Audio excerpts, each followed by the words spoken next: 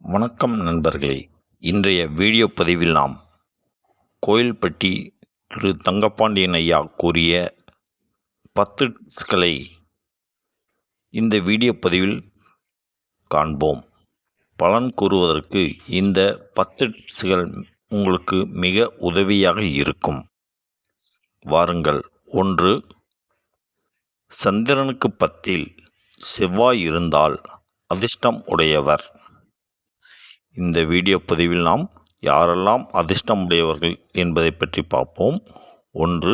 சந்திரனுக்கு 10ல் செவ்வாய் இருந்தால் அவர் அதிர்ஷ்டம் உடையவர்.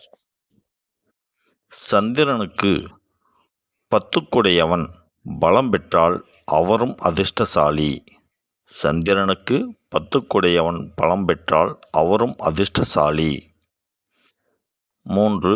சந்திரனுக்கு கேந்திரத்தில் 1, 4, 7, 10ல் ஒரு கிரகம் பலமானால் அதிர்ஷ்டசாலி.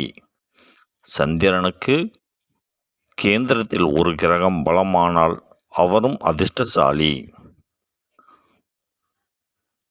லக்னத்திற்கு திரிகோணத்தில் ஒரு கிரகம் பலமானால் அவரும் அதிர்ஷ்டசாலி. லக்னத்துக்கு திரிகோணத்தில் ஒரு கிரகம் பலமானால் அவரும் அதிர்ஷ்டசாலி.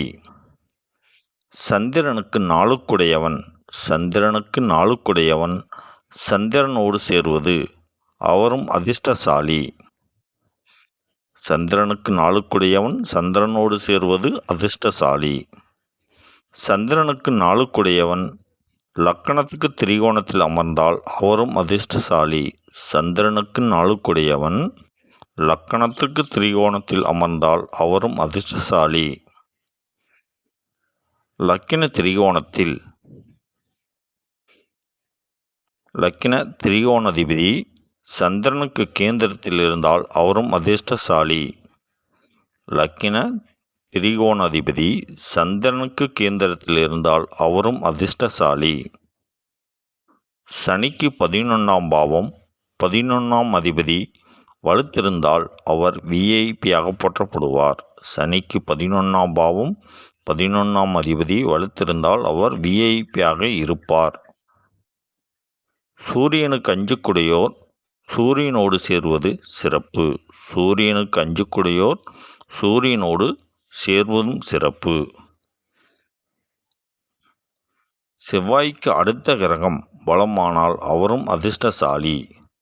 செவ்வாய்க்கு அடுத்த கிரகம் பலமானால் அவரும் அதிர்ஷ்டசாலி.